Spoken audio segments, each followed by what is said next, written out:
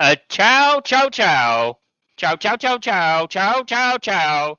Ciao, belle, belle, ciao. Ciao, ciao, belle, tutti, tutti, ciao. Grazie, grazie. Grazie. Grazie, grazie, grazie. Charles. Thank you, everybody. Welcome to the 2024 Formula One World Championship from Monza. And if you didn't already guess, that's in Italy, just to let you know. And we're going to do the quick race review. Hello, everybody out there. Hello, Hello. Fabio. And Hello. also welcome to Lucky.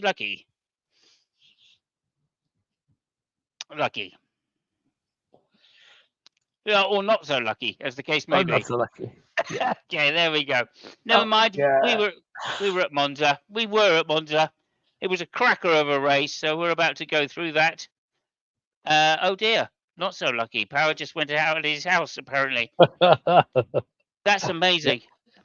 Avanti man, hello there. Hello. Let's just say that. Yeah. Thank you for being with us. It's good to see you again. And as I say, we were at Monza, and I'm going to do a race review as always. That's my thing. A fantastic pole position by Lando the Norris, and thrilling race, a thrilling qualifying session, followed up by Piastri, and then some other people. I don't really know who or in what order, because it wasn't going to matter. That's what we all thought. It doesn't matter. Norris has got this. He's been working on his starts. There's no chance anything can go wrong. And in fact, straight into turn one, Norris straight away into the lead in turn one. And we all thought, wow, that is fantastic. Followed by Piastri, and of course, the fantastic, as always, Charles Leclerc. Russell getting pushed out in turn one by Piastri. Had a little complaint, but nothing untoward going on there. And then we were down into the Roger chicane. I don't know who Roger is, but it might be Roger. How do you pronounce that, Fabio? Roger. It is Roger. Yeah, I thought it was Roger. Roger's chicane.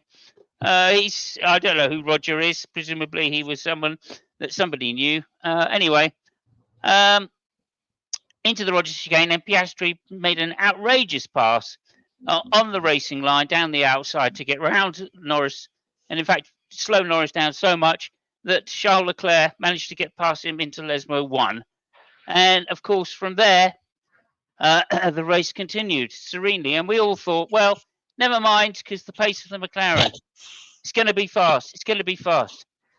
Then, of course, Roger the Lodger. That's who it is. Thank you, Lucky. It was Roger the Lodger in the chicane. And Bob here. Welcome, Bob. Thank you so much.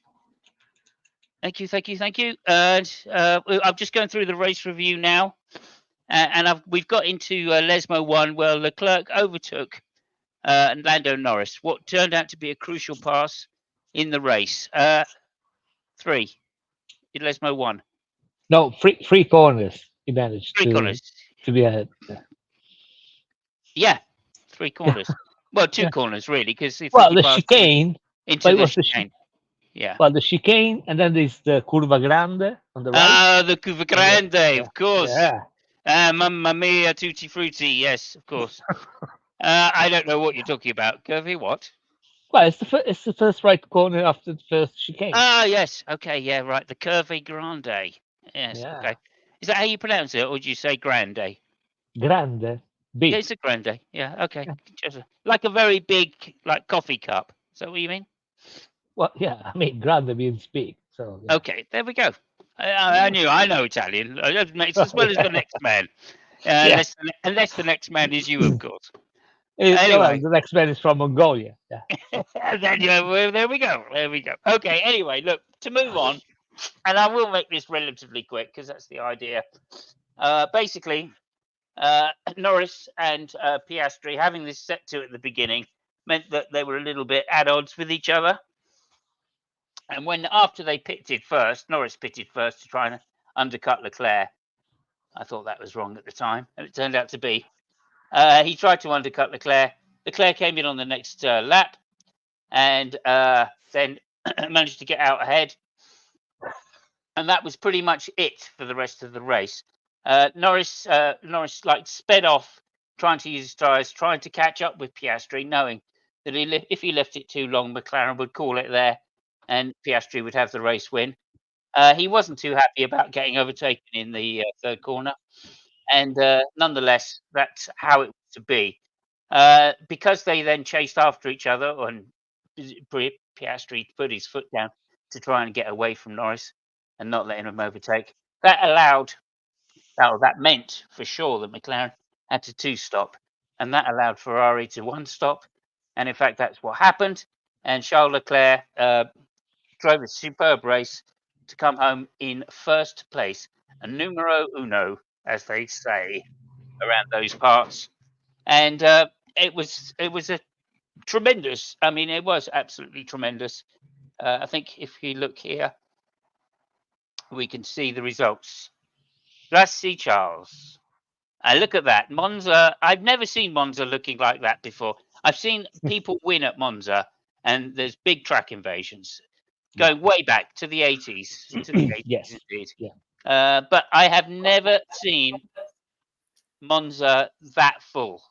I mean, that is incredible. And the pit lane is equally as full. You can't see it in that shot, but the pit Yeah. lane Yeah. Yeah. is Yeah. equally as full. So, I mean, just fantastic. It was There a is. pleasure to behold. I think everybody agrees that they couldn't be more happy for the lad. He's had a hard time at Ferrari in the last few years. He came home in first place, second place Piastri, third place Norris. McLaren's choosing not to switch their drivers on the last lap to give Norris the extra points, and there is going to be some fallout from that as well. So I'm going to pass it straight over. That was the race. Leclerc winning. Nothing else is important in the race. So I'm going to pass it over to Fabio. Fabio, did you watch the race? Yes. Yes. I did Oh, watch okay, the race. brilliant. Well, Yeah. in that case, would you like to talk about it, please? Yeah. And Yeah. translate for me. Because, like, And, I don't know. Let me just start off with that. I have no idea what was said there. when? Come Where? me on the screen Oh. now. Oh yeah. It says, how much you make me dream. Uh, yes, Yeah. you do. Yeah. Yeah, yeah, That was the race engineer from Sharp. yeah. I mean, Yeah, okay. it was a I mean, it was a very good race. Uh, I thought it said something else before you go. I thought it said, please, you're a beautiful man. Could you kiss me on my dick? No homo. I don't, I haven't heard it, but yeah, I mean, Okay. Yeah. I That's would, my rough translation. yeah. Okay. Well, that that's what you wrote on Discord, but yeah, uh, no, Okay. it was a Over very to good. you. I'll shut up now for a while. Yeah, no, Bob says happy to see Leclerc win. yeah, yeah. I mean, the guy was so happy. I mean, it was a very good race. Kind of unexpected. I think that so yeah. Well, there was quite some astonishing things. The first one was that Norris managed to be ahead for 2.5 corners in the first lap, which is it's something. Uh, Piastri just said, showed up that he is a guy which gives literally zero fucks, and he, and it goes back to what we were saying before, about Norris being a very fast driver. Nobody can deny that. But is he a champion? I don't know. I mean, Piastri is show that he has a proper killer instinct, and I think is going to be problematic. Not so much for this year, but because the problem has already popped up for the following year. It's going to be an issue. Anyway, Charles, I think, in my opinion, won the race at Lesmo one when he overtook Norris. Uh, that was the key moment, in my opinion. He tried to follow Piastri. He kind of managed, sort of to be there. The pace was quite the same. The thing that he wasn't, he already started, thinking about the race and not about, the competitor in front of him. There was some. weird thing happening. Like the one you said. About the. I think it was Norris with pitted before Piastri, and that was weird.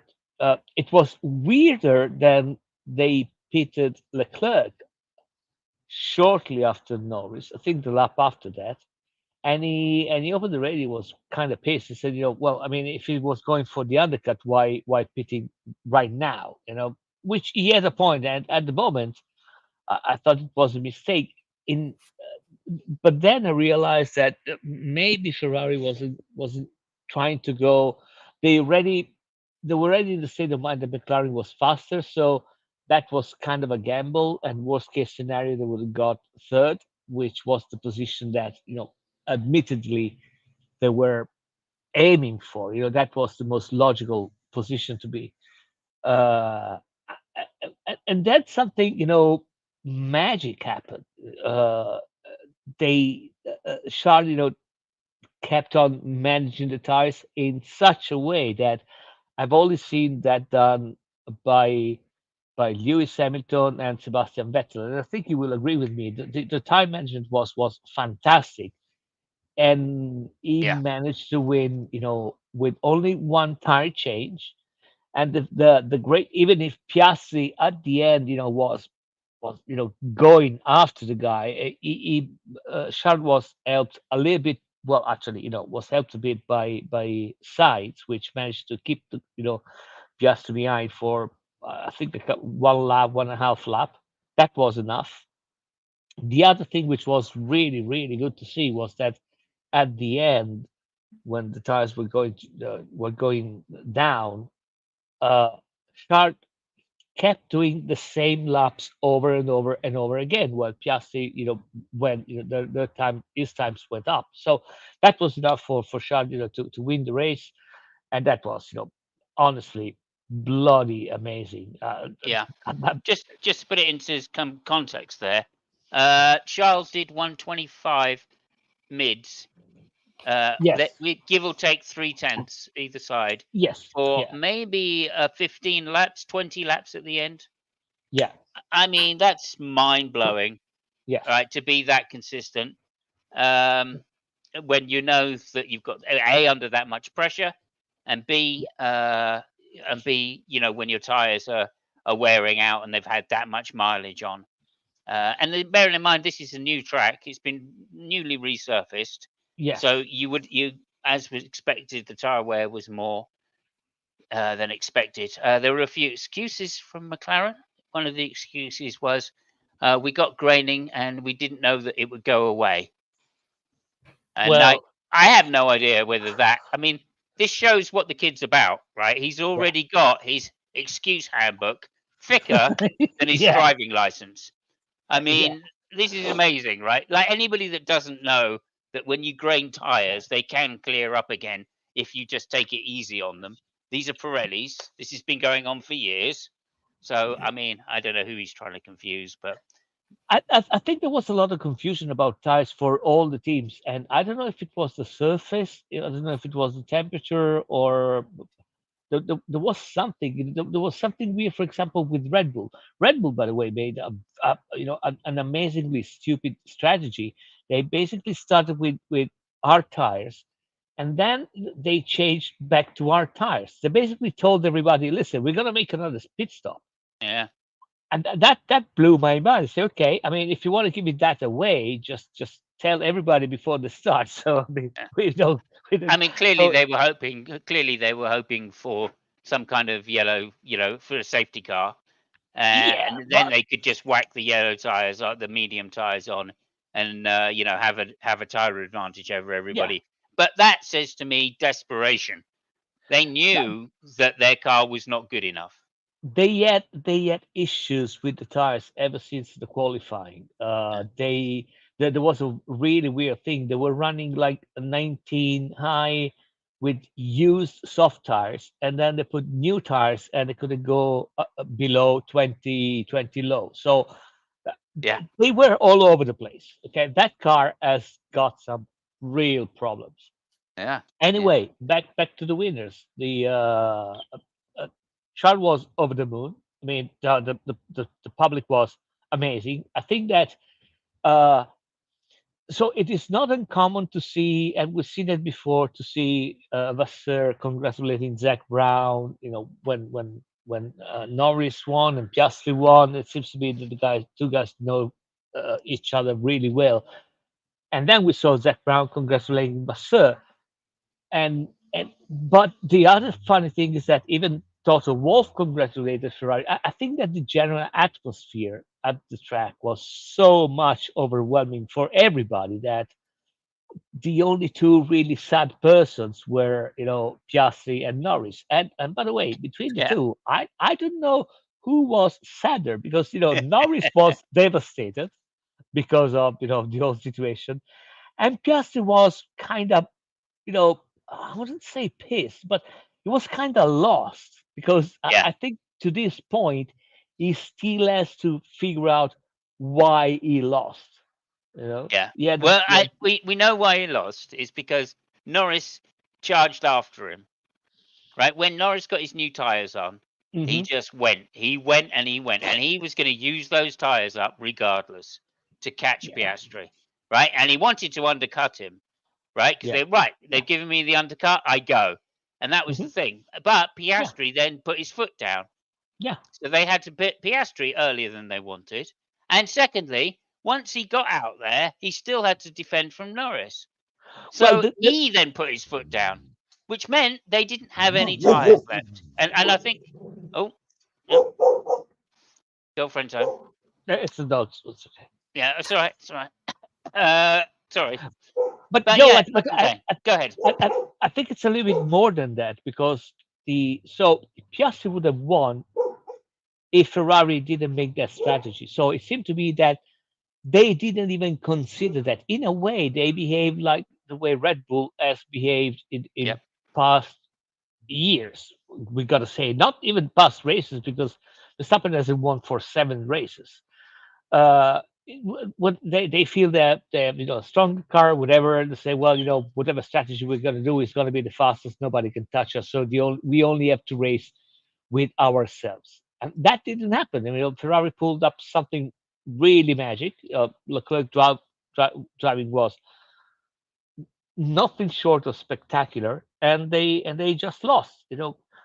That was kind of the same thing that, again, it happened with Red Bull, but with the difference that Red Bull was making that they were actually winning races.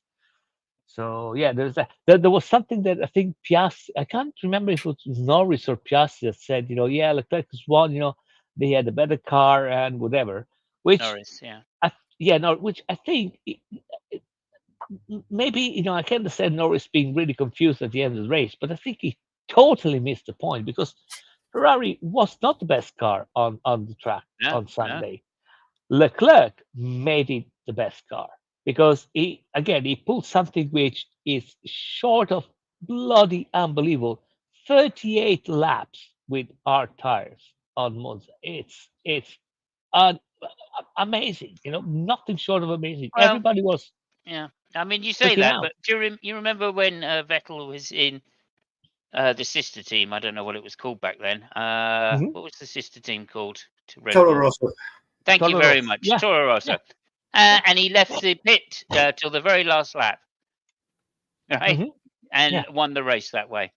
Well, So I mean, it's not the first time a long stint has been done on tyres to win the race at Monza. However, yeah, let me just say this. However, yeah, I think, and this is my personal thing, as much I mean, Leclerc won the race on merit because he put in an incredible stint on that hard tyre. Very, very consistent. He didn't go off like a gun doing 123s and 122s, right? Like the like the hmm, like the McLarens did. He yeah, stayed on 125s to the end, and that was enough to keep him ahead. A brilliantly strategized race by the yeah, driver, as far as I can see. However, if McLaren had played the game right, they easily could have won that race. They oh could have yeah, had no, one, no, two. I, So this I'm is why I'm saying it wasn't the best car. And when Norris said it is the best car, we were beaten by the best car. What he was really saying was we fucked up the strategy. well. No, I agree with you. I mean, two things. First one, you mentioned Vettel, and if you remember, I said at the beginning, uh, the way that Leclerc drove reminded me of Vettel and Hamilton, Mm, the way he managed the tire. So, yeah. yep, The other thing is that I again I agree with you. The problem is that McLaren wasn't looking at what the others were doing, because when you see that Leclerc goes out, and as you said, is making 24 high, 25, stuff like that, something should tell you that there is something fishy potentially going mm, on, yeah, yeah, right? So there might be a chance that this guy is going the long way. yep. Act accordingly. They didn't. They just went with their tactics because they thought it was the fastest, and they were just basically racing each other in the team. They Mm. didn't pay attention to what was happening around them. So yeah, it was that. Well, I think So that, just yeah. just to say this, I think what they thought they'd done, McLaren had thought they'd done, which was clever, was get Leclerc to stop early to Hmm. cover Norris. Yeah. Now that says to me that McLaren all the way through wanted Piastri to win that race. That's why they Yeah. pitted him early. That's why they got Norris in early, not just to try and undercut him, right? Which, let's face it, is not going to happen at that particular time. Why? Because you're on the yellow tires, because you're on medium tires, right? Which are worn. So they're not going to be as good as hard tires fresh. So there's very little chance of undercutting there, really. I'm just saying there's little chance because they're going to Yeah. do the same sort of lap times. And if you do the same lap times, you're just getting rid of your hard tires early. So I honestly think that they really, like I said, we were watching the race in chat, all right, then, and Hmm. I just said, oh yeah, those that can get the hard tires to run long are going to have a huge advantage. And that's what Uh, Haas did. That's what Albon did as well. yeah. So like, I'm just I, saying that a few teams tried it. yeah. I'm not sure that the McLaren they wanted Piastri to win. To be fair, I got to be totally honest with you. For two reasons. But it might be the case. I don't know. Just say what I think. But it's basically for two reasons. The first one is that they pitted Norris before Piastri. Now, usually, if you have a driver ahead, that's the one. That's the Hmm. first one which fits. Okay. Yeah. But again, and the second one is that if you remember, even on the chat, we were wondering. I was asking myself why they kept Piastri out so long. And actually, when they pitted Piastri, he was behind Norris, and I think it was behind Verstappen too. So I'm not really super And sure. It might Norris be the was the case. one that was behind Verstappen. Piastri came Okay, out in yeah, front of Verstappen. yeah, but yeah. So again, I'm not super sure about that. But Mm, again, yeah. I might be wrong. So Yeah. the the the, Okay. the, the fact is that uh. I mean, there was some really interesting thing. Besides the Leclerc winning, the Mercedes, they were not really super competitive. Um, Magnussen, managed to get Magnussen was amazing. Magnussen managed to get points for us, and at the same time, he managed to get points on his license, so he will have to Oh, brilliant. not to drive in Baku. I mean, Which that actually, guy. yeah, which actually turns out to be amazing because next race we're going to have 4 Ferrari drivers on the Yes, grid. yeah, yeah. So Oh, there you by the go. way, yeah, I forgot to mention for most of the races, I think even at the end we had three Ferrari drivers in the first five places. So that's another good thing, which happens. There you go. Yeah. Okay, so over to you, Lucky. Welcome, welcome. And of course, we have a new section now. Would you like to introduce the new section? I take it you know what I'm talking about, Uh, Lucky. what? Who? Where? Okay. Informe de Franco Colapino.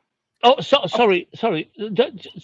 1 second before I forget. Before Yeah. going that, really, Uh, really brief. I have to mention what happened on Saturday in the F2 race because, oh yeah, and sure. again, that is nothing. Again, in hindsight, somebody will say, okay, this is the image of good things to come. There was a fantastic race. An Italian driver won the championship for the first time, and he won at the last corner of the last race at the Alboreto corner with a pass which was fantastic.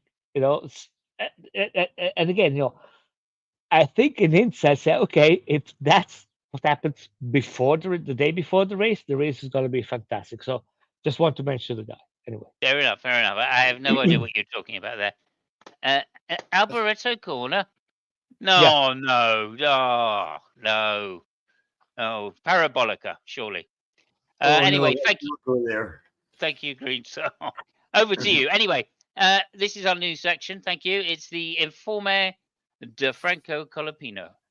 How are you doing, Lucky? Over to you. I'm doing okay. Yes. Power's back on. A sad news. Extremely sad news. Lesage has gone.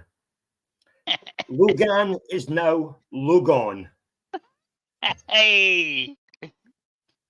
Drum roll, please. Drum roll, please. Yeah. Logan's back in America, where he belongs. Yep. Too I'm true. sure some people will be glad to hear. Well, he's got a pretty cushy IndyCar drive lined up, I think. Yeah, I think he'll survive. Will Logan? So he's been replaced by another guy who is actually a South American, and he goes by the name of Franco Colapino, if I remember rightly. Yeah. But poor Franco had a bit of a dodgy start to his Formula One career, going off at Parabolica. Free practice 1, was it, or free practice 2? I think it was. I thought it was. Well, I don't know actually. I don't know. Okay, Could be 3. Could be 3. I don't know. He was the second victim of whoever poured the oil onto the middle of Parabolica. The first victim was Bert Mylander in the safety car within the week. Yeah. So it was a real shame because a lot of the drivers nearly lost it at exactly that same place. I'm not sure what was going on, if it was a bump in the new surface or there was a strange bit of track, but there's a lot of people had a lot of problems going around Parabolica before things settled in. But like I said, Franco was a bit of a victim and ended up putting his car on top of the barriers, basically, on the outside of Parabolica. But he went on to qualify 18th for his first race and finished in 12th, if I remember correctly. Only 3 places behind his Williams teammate, who was in 9th. So it's a good start for Colapino. Better start than Logan ever had, or Logan, as the case may be. So that was him. A popular victory, I think. I'm guessing that Charles Leclerc will never have to pay for a meal in Italy ever again. I think we could safely say that. So I didn't think anybody charged him anyway, to be honest. Well, before, but now I think he can have champagne at every meal and breakfast. Yes. Well, it's 2019, I think, was his first victory at Monza. This is his second. So, yeah, Charles Leclerc, brilliant drive, and I think probably the most deserving driver at the moment. Do you think now, after the second chicane shenanigans for the 2 McLarens, that Lando Norris now realizes that there's Lando Norris and there's Oscar Piastri? There's not the 2 of them. They're 2 separate entities, and he needs to realize that he is a separate entity, because if he doesn't, Piastri is going to leave him behind. Because Piastri obviously has the killer instinct that Norris doesn't have at the moment. However, after that race, I think things might be beginning to sink into Lando. Because I don't think he expected that to happen, his teammate to go past him at that second chicane. And I mean, it was a forceful move, and it left Lando so wrong-footed that look, Leclerc took his chance and blasted past him. And that combined with Ferrari's strategy, it gave Leclerc and Ferrari the win and left the two McLarens on the back foot. So, I don't know. Well, there was a tweet from Andre Stella, and it said basically we're going to have to consider now to put one of the drivers first. Yeah. And it's obviously going to. It will probably be the one that's leading the championship. But I mean, he still couldn't come out and say, "Yeah, we're going to put Norris. We're going to prioritize Norris for this championship now." Unbelievable. But listen, I think that one of the reasons is because the way that Norris drives. And again, I'm not disparaging the guy. The guy is a super fast driver, no question about it. But as far as racing vision is severely lacking. You mentioned rightly so that Piastri passed him on the second chicane, on the Roger chicane. Actually, what happened is that Norris was passed by Piastri at the end of the first chicane, because when they started, Norris and please, you remember what we said last time? Oh, maybe the McLaren is starting bad. No, the car is starting fine. It's just Norris which can't start. Okay, that has been proven, I think, in Monza.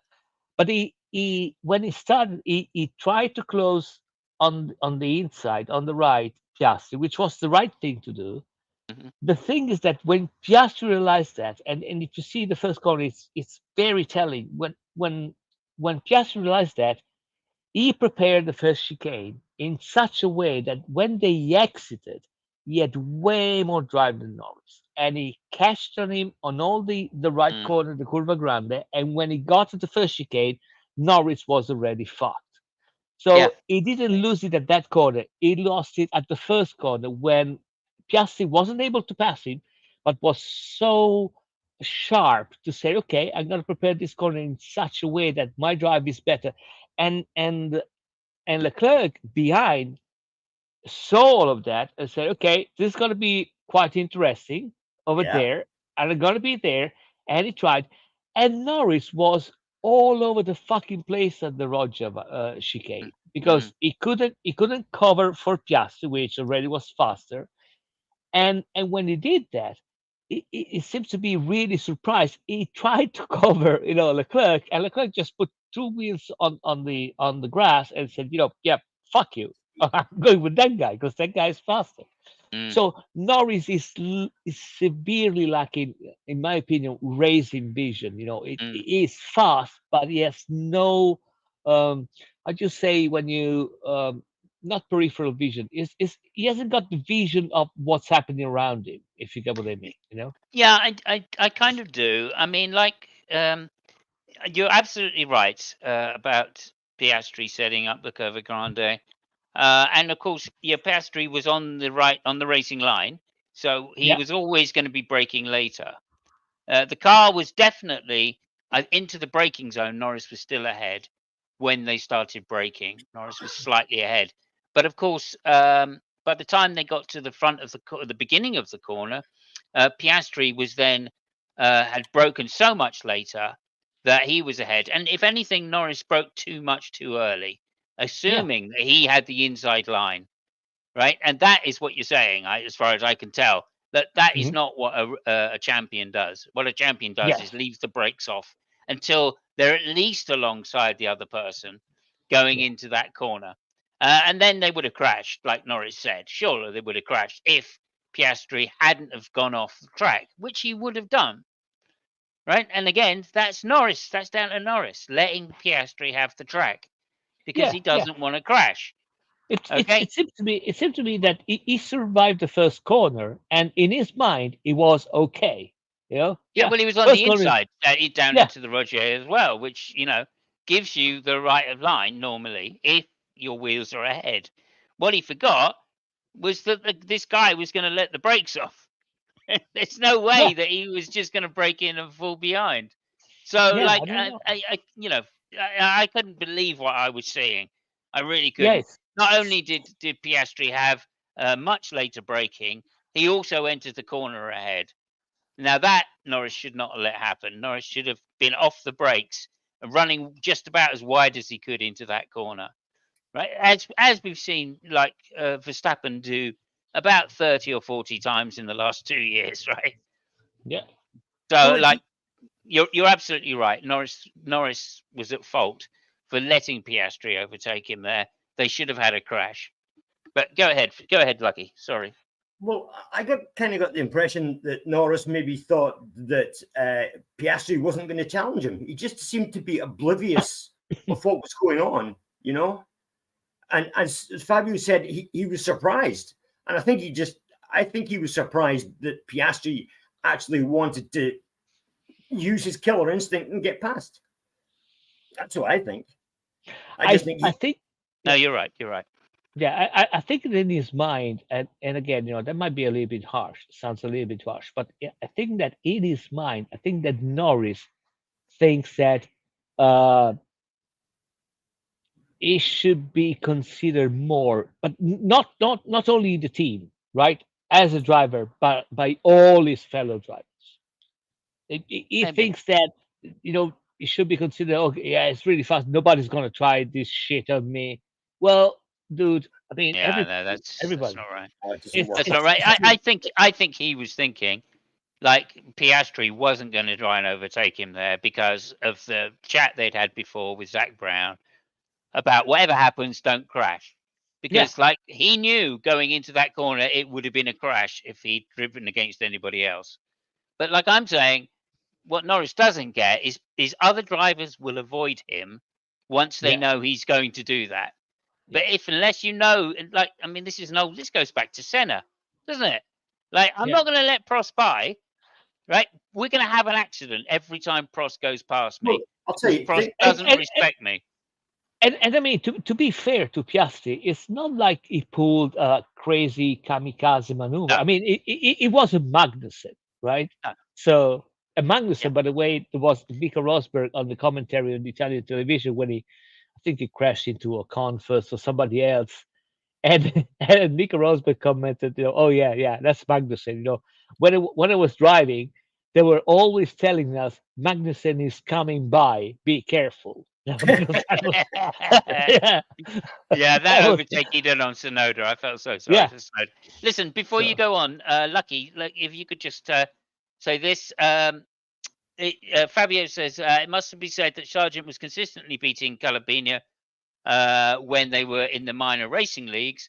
And then a new VRP says, and Calabina has got better results than Sargent in just one race. What do you say to that, Lucky? I think there's some American hating going on there. That's what I think. can I just point out another thing about the so far the person which is really winning the championship? Really, I mean the guy which is, and it's Domenicali. Oh, Domenicali okay. as What's I that? mean, well, okay, think about it. Besides the starting of the season, where Verstappen was, has won like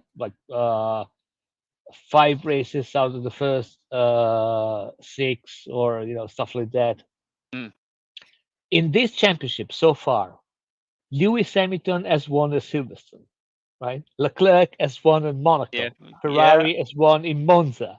I mean, the only things which are missing is Tsunoda winning in Japan. yeah, you know that kind, and Zhang Zhu, winning in China. But so far is being the championship per se is fucking amazing. And now all the drama in Red Bull and the problems that car has, because that yeah, car, I can tell you, has got some serious problems. yeah, Serious yeah, problems. I yeah, mean, yeah, you don't get to. I mean, you don't go from being the best car ever, winning I mean almost everything at the beginning, to this kind of performance. Something has happened. I don't know what. yeah. Mm. Well, like, We can there's discuss something something. that Lucky said about last time. I think it's been shown up again which is how close is Perez to Verstappen now? Well, A lot, now he a is. lot closer, a Yeah, lot closer. And like, what's changed? Right? I mean, there's something in the car that's changed that no longer suits Verstappen, which Uh, Perez never had. Just never had it. So, so like, we there you go. we we, And we also, before you say anything, I just also want to say the rear wing on the Red Bull, right, looked like somebody had literally taken a yeah, hacksaw to the back of it to try and yeah, get more speed out of it down the straight. yeah, I mean, that is a sign of real desperation as far as I'm yeah. concerned. And like Adrian must be like just like watching the TV going, what have they done to my wing? That was my rear wing that was perfect, you know. So we Go so ahead. we talked a lot about the problems that Ferrari had with the update package in Barcelona. They had to get back a little bit. Uh, Maybe something like that has happened to Red Bull too. They brought some new stuff which is not working. Now they're trying to work their way off. I mean, the thing which happened with the tires was really bizarre in Monza. They were faster with used tires than with new tires. That is the sure sign that there is something which is not working the way it's supposed to be working. So I really don't know. And I will end here by saying that we are two-thirds of the championship right now here. I am not so sure that Max Verstappen can win the championship. Okay, interesting. Lucky, over to you. Okay, going back to the second chicane first lap business, we've actually got a direct comparison to that. And if you remember, Vettel and Hamilton going through that same chicane, and Hamilton didn't yield, and Vettel ended up going around. Same corner, exactly the same position, but Hamilton has the killer instinct, and Lando Norris is fucking dreaming. He needs to watch that incident with Vettel and Hamilton to see what he should have done at that corner. That's what I would say. Yeah, I mean, I think there's two words I would say to Norris if I could is No that's pubes. it's simply be lovely. That's what I would say to be lovely, Norris. Because if he started driving like I mean, all he's got to do is go to his good friend Max and go, Max, oh, tell me, how do you do it? Oh, I'm a complete arsehole to everybody on track. That's how I Yeah, do it. yeah. Oh, okay, I'll be a complete arsehole. And like we said it, like, oh, hang on, we got a disagreement coming up. We said it before. Norris doesn't have that killer instinct of a champion. That's where he let Piastri back by him again. Let me just see what Bub's got to say. I disagree with Fabio. Thank goodness. Leclerc entering the possible winners' club made it easier for Verstappen to get his fourth. Yeah, That's maybe, true. yeah. Again, Agreed. um, Agreed. well, I mean, we'll see. We'll see. I mean, I'm starting to have this weird feeling about the whole thing, which is not. I mean, if it were Verstappen, okay, let me put it this way: if I were Verstappen, I wouldn't sleep so well the way I used to be sleeping, just some races ago. I think Mm. that while he had a big chance, now it's getting really complicated. Let's not forget there is another thing because everybody's been talking about Newey, right? There is another person which hasn't show up in Red Bull for a long time. I don't know. I don't know the details of that. I don't know if it's been sent back because of the new engines, with Red Bull and all that stuff. But there is another key person which hasn't been seen in Red Bull for months, and it's Yamamoto.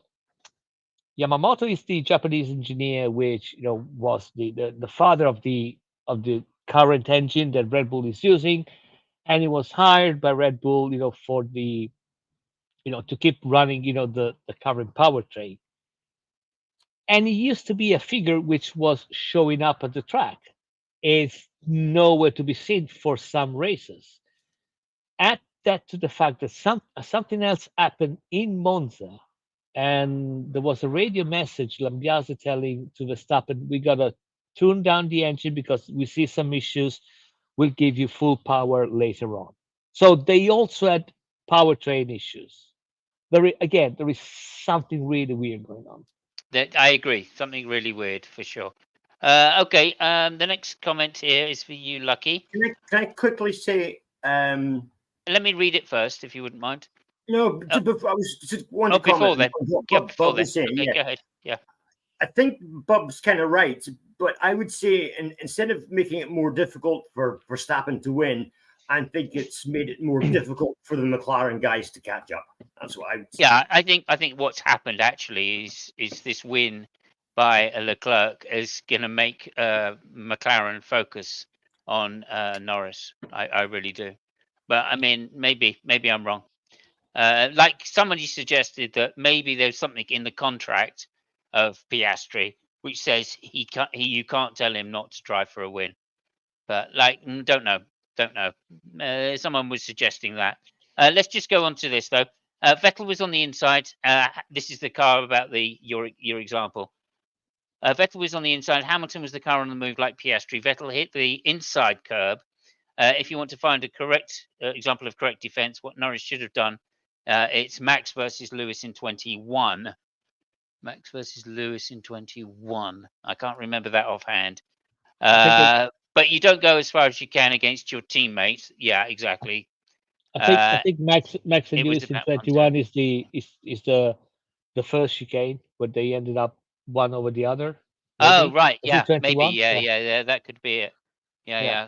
Yeah. We did a parking ticket meme for that, so I seem to Yeah. remember. But, Yeah. okay. Yeah. Anyway, what would you say? Is that a better example of them into the first chicane as we think? Is that right, Avanti Oh, man? second chicane. Oh, yeah. Okay. No, No, I'm it being was the corrected. second chicane. Yeah.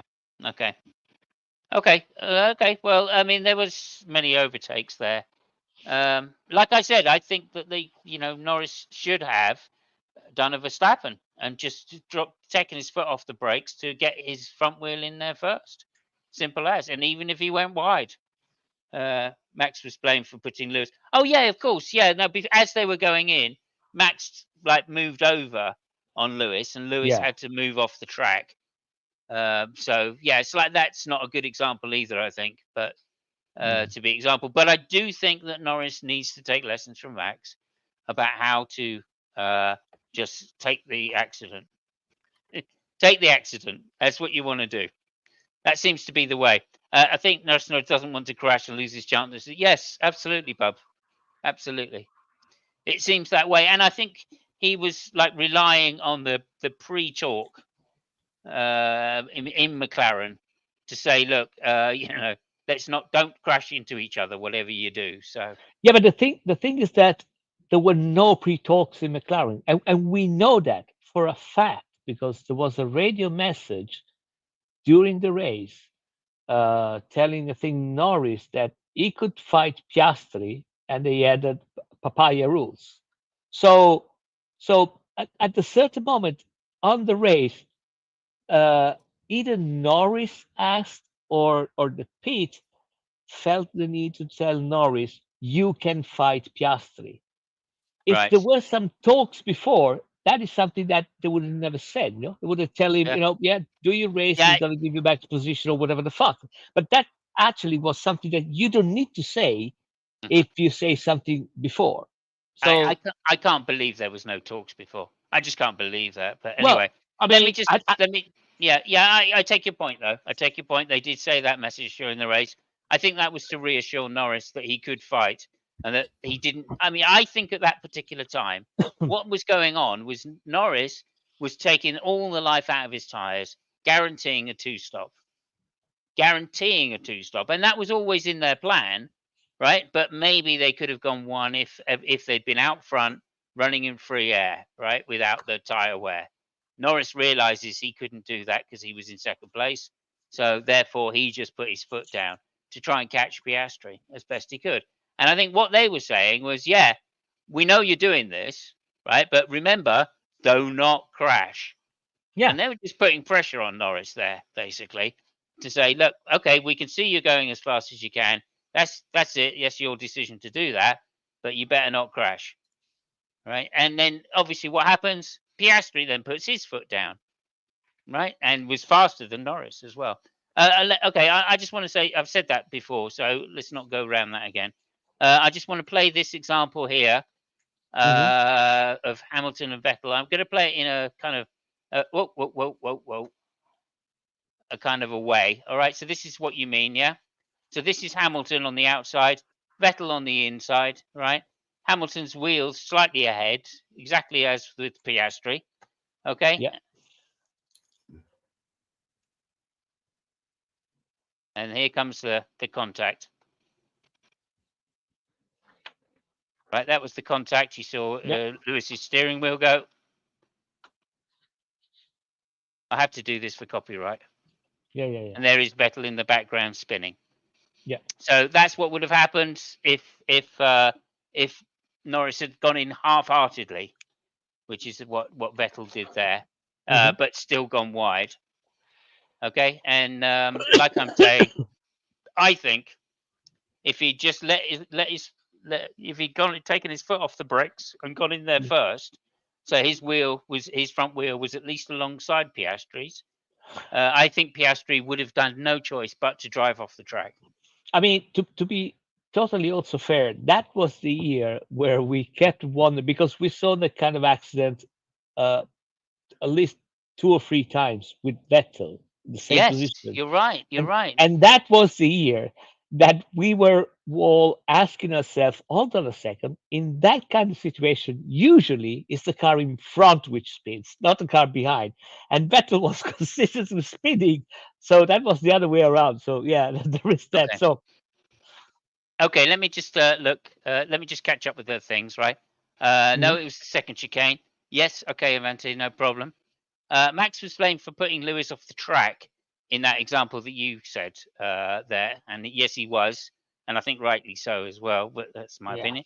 I think Norris just doesn't want to crash and lose his chance to become champion. Absolutely, and that is normally the way you would go. I think in this situation, he needs to crash into his teammate to get the team orders sorted properly, because McLaren don't seem to want to put their foot down. And then, guys, also take a look at the start. Norris played his part for the team. Zach confirmed that they planned it. Lando moved immediately to the right in order to give a slipstream to Oscar. That very true. He did. I think also to cover him and take the inside for the corner as well. But nonetheless, I you're think that right. was the He main did. part. Well, I mean, maybe, but like that is what teammates do. So fair enough. So Russell wouldn't overtake him. Otherwise, Russell wouldn't have overtaken Piastri into T1. Absolutely, yeah, absolutely. Interesting, yeah. I think he's correct. I think Avanti Man's correct. Yeah, this is what Max did against Lewis in 21, same corner. Yeah, fair enough, no problem. Like I'm saying, I think Max is the master, the past master, and the future master for this particular tactic of letting his foot off of the brakes. I mean, it was him that first caused the FIA to readdress the rules about doing that, right? To make it so if your front wheels are ahead at the apex, you have to corner. That's because Max was letting his foot off the brake and just running hot into corners. So yeah, I think mean, I think him, and in recent years, him and Ricciardo, when he was on top of his game, they were the absolute master of that kind of tactic. Late braking, diving in. Yeah. But again, not Magnussen style. Yeah, for sure. Not Alonso is another sliding one into which someone. Yeah. Or Grosjean style. Yes. just to remember that one at Spa. Oh yeah. Anyway. Man. And let's not start talking about Maldonado or Montoya. Too much. Yeah. Okay, so yeah, no, you're absolutely right. If I think you're absolutely right there, Lucky. If Norris had tried to push that corner, he would have come off worse. So what he actually did was avoid the accident, and that's what let Leclerc by, which is fair enough, right? And I think from that point of view, that's why McLaren now need to start saying something to Piastri, like, look, you can't hold him up. If you can get round him, okay, but you can't Yeah. hold him up like that. You can't take his racing room. I mean, Like, because what as far as I'm concerned, if McLaren had got away 1 and 2, if Piastri had just followed him through the Roger chicane, Lando would have pulled away.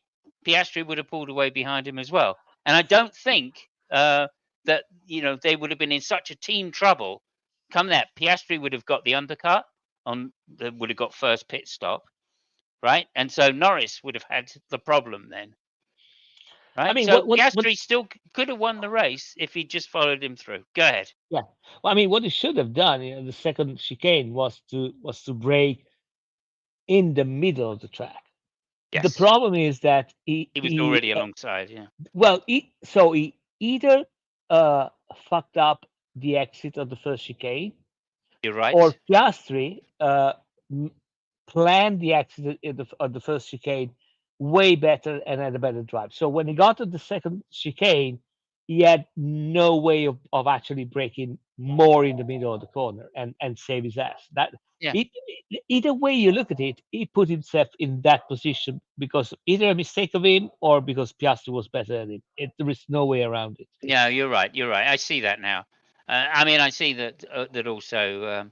Piastri outdrove him in through those series of turns, which probably comes down to the start again, like you said earlier. So there you go. Okay, Lucky, is there anything you'd like to add on anybody else or anything about what we've just talked about? I'll be right back. I can listen to you. I'll be right back. Okay. Oh, I was going to ask you a question, but never mind. So that I will do his accent. It will be fine. Apart from what was going on with the sort of first 5 cars, it was a quite boring race, to be honest with you. What happened to Lewis Hamilton, though? I mean, he just seemed to be lost this weekend. Yeah. I don't know what I mean. Russell seemed to do okay as far as his car would let him go. Yeah. Apart from the first corner, yeah. Well, yeah, but again, this George Russell seems to have a thing about following cars that he focuses on the back of a car instead of focusing on what's going on around him, and I think that's what happened at corner 1. And instead of thinking of what's going on around him, he saw Piastri coming across, and I don't know if it was maybe a surprise he got at that or whatever, but he nearly binned it. Oh yeah. But managed to get away back in maybe 5th or 6th, I think. Yeah, behind Hamilton in the end, wasn't he? Yeah. Lewis complained about performances ever since Saturday. I think he wasn't happy with the performance of the car. I think that car. I'm not sure about it because there were not too many. They were not following that car too much, but I think that the Mercedes had a little bit of porpoising problems. The accident that Kimi had on Saturday, I think that he bounced before entering the parabolica, and that's the reason why he went out. He lost it, so he just lost it on the back. So I really don't know. But again, Lewis was complaining about the car ever since Saturday. They either didn't got the proper setup or something. But yeah, it was pissed on Saturday. So I think suspension was pretty bad on the Mercedes. He seemed to be complaining about slow speed turn-in, trying to get the car to turn into the slow corners. So that's unlike the Mercedes as well. So something very strange was going on this weekend. But it doesn't matter. Why doesn't it matter? I don't know. Why doesn't it matter? Because Charles, grazie Charles. Grazie Charles. Tutti, mamma mia. That's it, Fabio, basically. I believe Ferrari had some upgrades, including a new floor this weekend that was supposed to help with the bouncing. Sorry, what did you say? Ferrari, I think, had a new floor this weekend. Ferrari brought some. Yeah, they brought an update package. So historically, Ferrari has always prepped a lot for Monza. It's a very important race for them, so they had massive amount of data. You could have seen, from I mean, Samuels pointed out, the way that they basically hacksaw the wing on Red Bull, while you could see the Ferrari one was way more thought about. So it is a very important race. So they prepped a lot. I Mhm. don't know exactly what they brought as an update package. The only thing I have to say, and thank you for reminding me that, I think it was very important what Leclerc said at the end of the race, when he said that the updates seems to have been working, but he also said, yeah, let's also remember what happened after Monaco. The car was going really well, and then the car didn't. So now that we got to see. I mean, Monza is really particular. It's really peculiar track. It's not super something that you could do something there, and it shows in other tracks. So he was the first one to tell everybody, yeah, let's cool down because we've got work to do anyway. It was a fantastic day today, but let's see what happens after that, because it's not a good track to figure. It's not like Barcelona. Barcelona is a track where if you go fast in Barcelona, there's a lot of similar tracks. You're pretty sure that you're gonna be fast. Monza is one of his own, and so there is that. But again, Okay. I'm not really sure what they brought in Monza. I know they brought a lot of stuff, but I'm not really sure if they brought a new floor or something like that. Maybe, yeah, probably. Okay. So I can tell you one thing they did bring: a new race suit. Hmm. Anyway, there we go. Did Franco Colapino do a good job for his first GP? Over to you, Lucky. Well, I think he probably did a better job. Well, what was the highest place finish that Logan had? I think it was a 10th at Maybe 11th. Las Yeah. Vegas. Is single point. Oh, okay. Yeah. Okay. Okay. Yep. Colapinto has got a 12th in his first race. I think we can forgive his indiscretion in free practice because I think that was a track's fault rather than his. It was Well, a lot also, of people were also out. you should also mention he didn't hit the wall, unlike Sargent Yeah. has done Yeah. many times. Yeah. So I mean, I bet when he drove off the track, I bet when he was off the track, right? Everybody in the pit was like, "Oh, we can't afford this." Oh, he saved it. Oh, it's not Sargent. Okay, fine. Yeah. Go ahead. Yeah. Anyway, Fabio yeah, says, "Yeah, better than I think Sargent." he definitely did better than Sargent. I mean, he was only 3 places behind his much more experienced teammate. He's only a young lad as well. Was he 20, 21 or something? Yeah, like that. Hello, missing mod. Good to see you. Thank you so much. I would give him a 7 out of 10 for his first race. In fact, an 8 out of 10 for his first race. I'll go with. Yeah. Anyway, there we go. Okay. I think we've just concluded, actually, gentlemen. There was Yeah. a few more things to say. We're looking forward to the driver, whoever's going to replace him in the Haas. Although I guess we know it's Behrman, really. So Mhm. as I say, that's really good news. And I think, Can I bring up yeah. something? Sorry, go ahead. Yeah, please. Okay. After Monza, the Constructors' Championship looks like this. Red Bull are on 446. Mercedes, McLaren and Mercedes are on 438. Ferrari are up to 407. The cat is well and truly amongst the pigeons in the top three in the Constructors' Championship now, would you not say? He's muted. Yeah. I'd say that.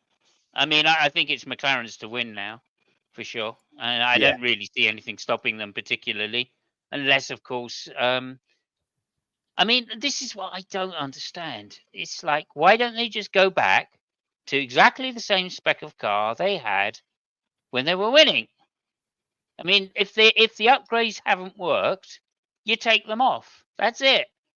Or are they saying that everybody has got such a high rate of development that old car won't work anymore? In which case, what's to lose? Because they're clearly slower than their old car was. I mean, Max had had Yeah. enough turning for I don't know, for a whole group of Boy Scouts at night. That's how much turning time he had. So I mean, I just don't understand exactly what they're doing there. Have they got some internal structure or power structure between the engineers that are saying no, we've got to sort this way, or they won't let them put their old parts back on again? Who knows? Who knows? But Yeah. it's just a mystery to me as well. The only thing I've heard sensible is someone saying they had the rear braking device that they've now taken off the car.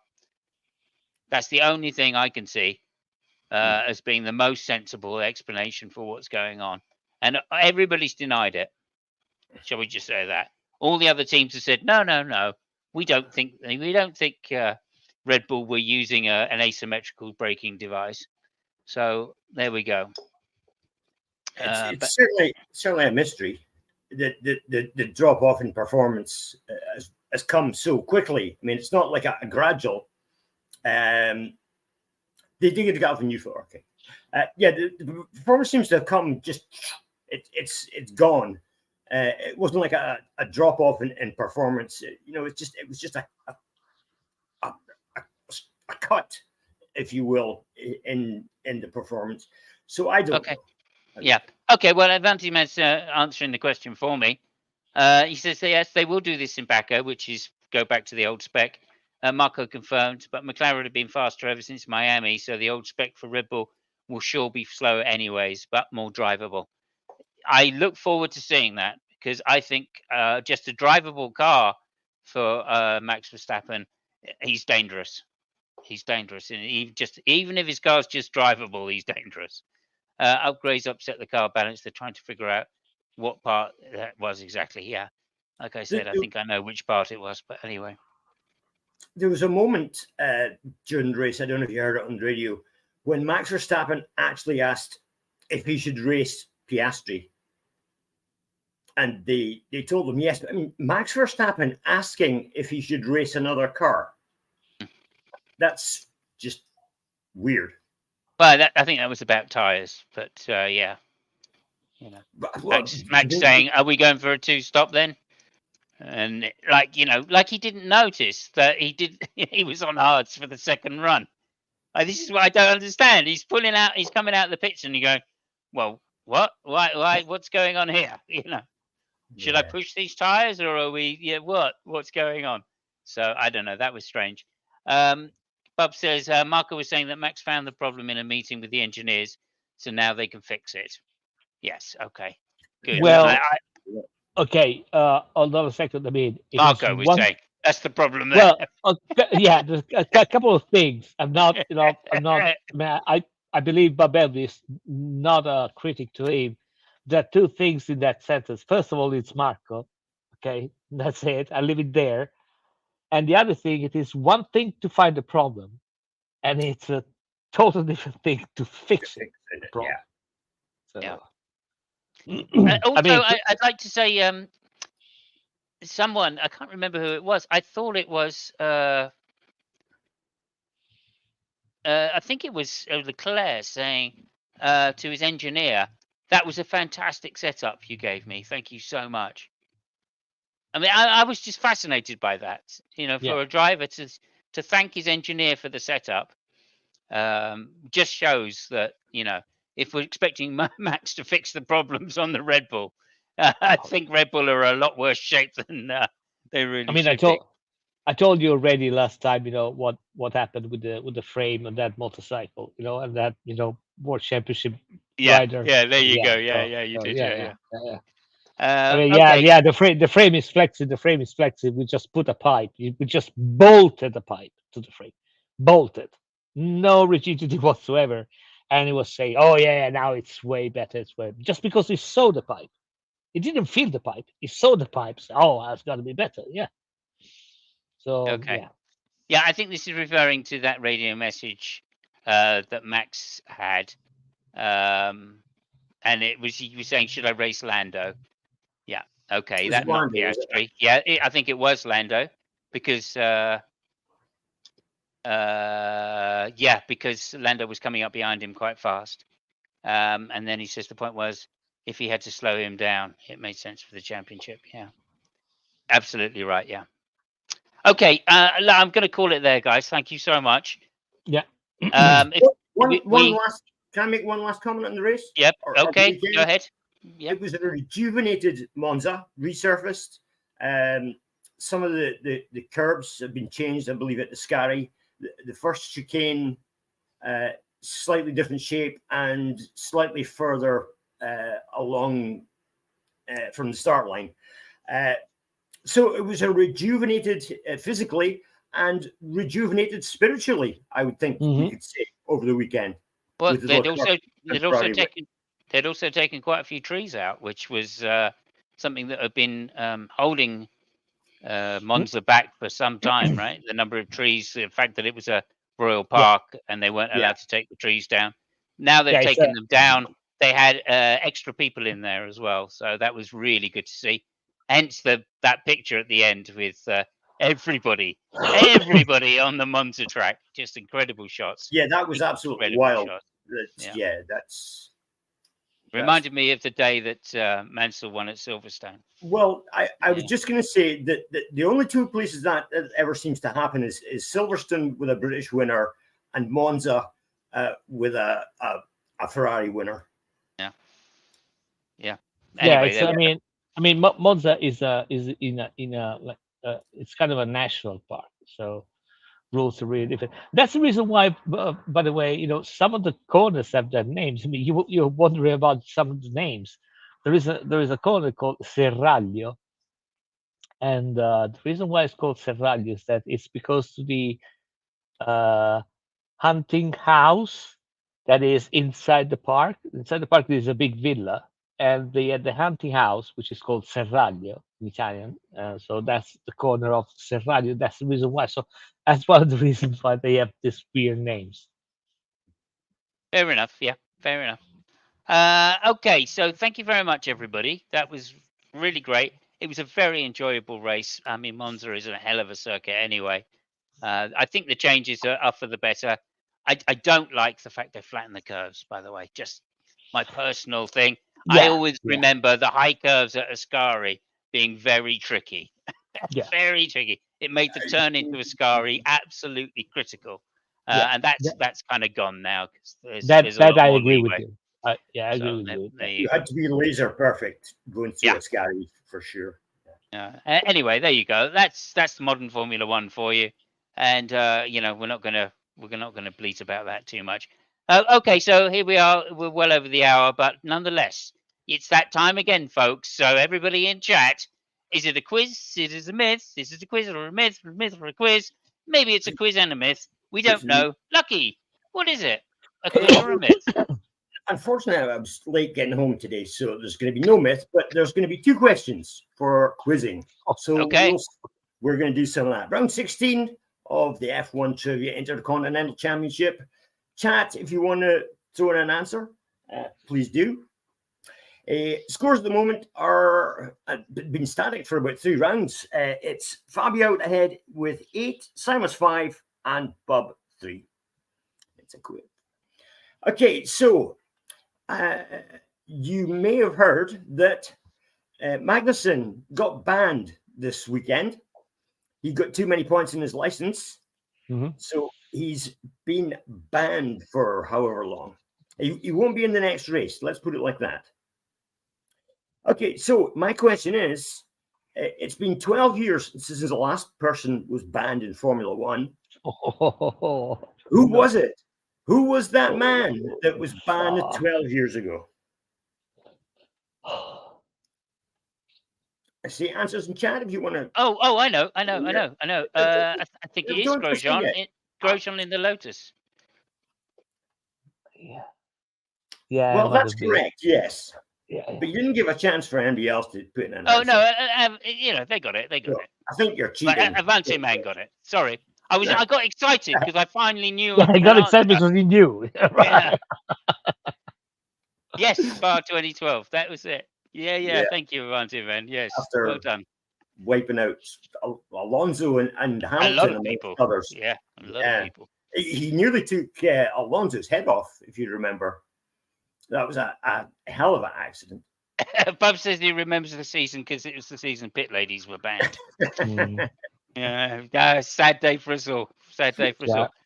all. Yeah, okay. So I think Avanti Man has a point as well there. Well done. Okay, well, Randy gets a point, yes, indeed, and we'll give you a point as well. Okay, Thank so you. that puts you up to 6. Okay, but we have one more question, and there's kind of a story behind this one. So we're going to talk about the 1998 British Grand Prix. It was won by Michael Schumacher. What was unusual about his win? Oh, yeah, I know. Can I go first now? Yeah, go. You got You- you, you want- said it now.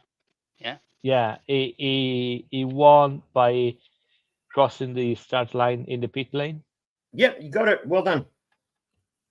Yeah. Good job. That's the reason why they moved the start finish line into Saturday after that year. I Yeah, think he had to either serve a penalty That's it. or Yeah. change the tires or whatever.